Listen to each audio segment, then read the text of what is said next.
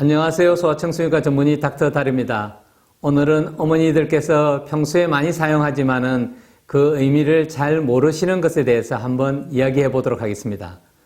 아이들이 6개월 정도 되어서 낯을 가리기 시작할 경우에 어머니들에게 이 낯을 가린다는 게 무슨 의미인가요? 이렇게 물어보면 대부분의 부모님들은 이렇게 답변을 합니다.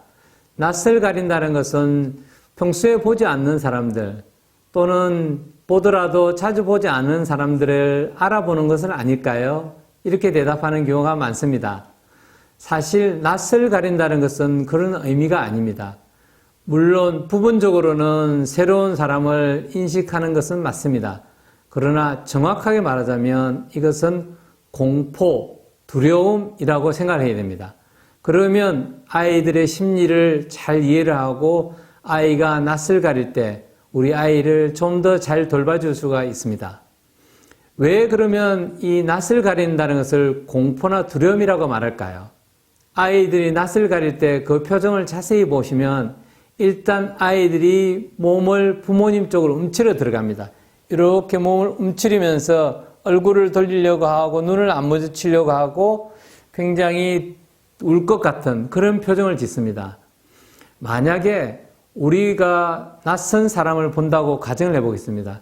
제가 길을 가다 어떤 사람을 만난다든지 또는 회의에서 어떤 새로운 사람을 만났을 때 우리가 그냥 안녕하세요 이렇게 인사를 하지 몸을 비틀면서 얼굴을 돌리면서 이렇게 하지 않지 않습니까? 이거와 똑같은 의미입니다. 아이가 몸을 돌리고 뒤로 빠져나가려고 한다는 것은 두렵다는 것입니다.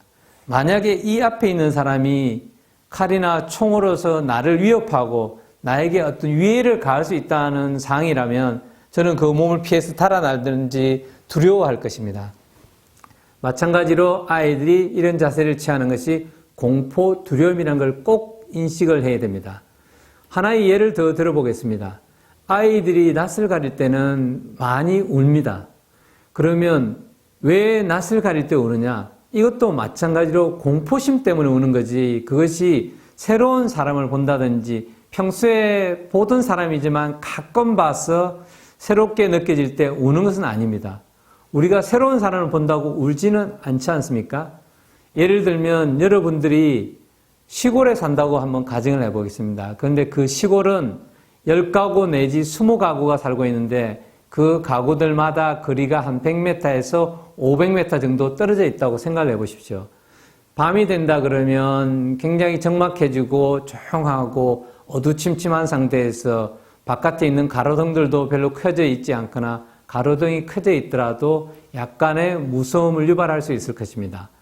그런데 여러분이 가족을 기다리고 있는데 12시가 되어가고 바깥에서 부스럭거리는 소리가 나서 커튼을 이렇게 제치고 봤을 때 바깥에 건장한 남자 서너 명이 평소에 보지 않던 못 봤던 그런 사람들이 있다면 여러분들은 어떤 심정이 될까요?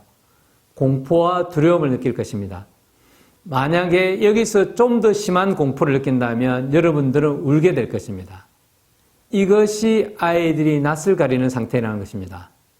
아이들이 몸을 돌리고 얼굴에 두려운 표정을 지으면서 운다는 것은 굉장히 공포스럽다는 것입니다.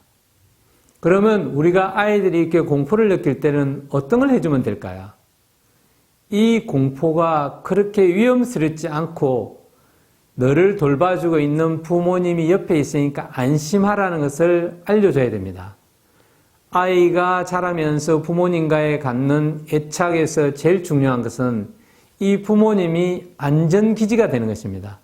아이가 부모와 함께 있으면 부모로부터 사랑을 받고 부모와 같이 있으면 안전하다는 것을 느낄 때 아이들이 공포심이 줄어드는 것입니다. 그렇기 때문에 아이가 공포를 통해서 낯을 가림으로써 두려워할 경우에 그게 뭐가 두려워? 이 아이는 너무하는 것 같아. 이런 표정을 하면 안 되는 겁니다. 그런 말을 했어도 안 되고요. 아, 지금 상황이 너가 두려워할 상황이구나. 그렇지만은 엄마와 아빠가 너를 잘 돌봐주고 있고 이 위험한 상황에서 너를 어떤 위험에 처하지 않도록 할 거야 라는 것을 알려줘야만 됩니다. 그래야만 이 아이의 공포심이 줄어들고 사회적인 관계가 잘 형성이 됩니다. 그러면 이 낯을 가리는 시기가 이 어린 시기에만 생길까요? 그렇지 않습니다. 얼마 전에도 외래 진료를 보는데 한 6, 7살 된 여자애가 왔는데 진료를 볼 때 굉장히 수줍어하면서 약간 두려워하는 표정을 지었습니다. 그러면 보통 사람들이 이렇게 말합니다. 쟤는 좀 성격이 이상해. 좀 활달하지도 않고 외향적이지도 않고 사람을 사귀기도 쉽지 않고 좀 대하기가 어려워. 이런 말을 하는데 사실 그런 말을 하면 안 되는 것입니다.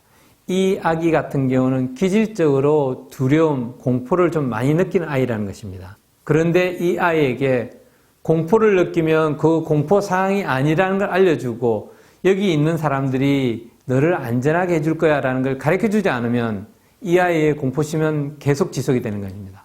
혹은 더 공포심이 올라갈 수도 있는 거죠.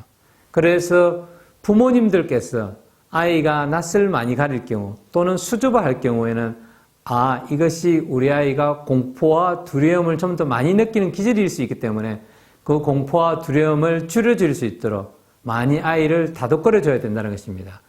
마찬가지로 주변 사람들에게도 이 아이는 기질적으로 약간 두려워하는 아이니 대할 때 조금 두려움을 없애주는 방향으로 대해주세요 라고 했을 때 이 아이가 자라서 사회생활을 더 잘할 수 있게 된다는 것입니다.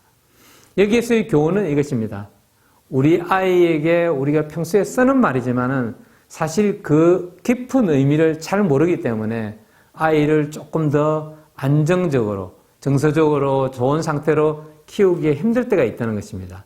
따라서 이런 강의를 듣게 된다면 여러분들은 자녀들을 충분히 훌륭하게 키울 수 있을 것입니다.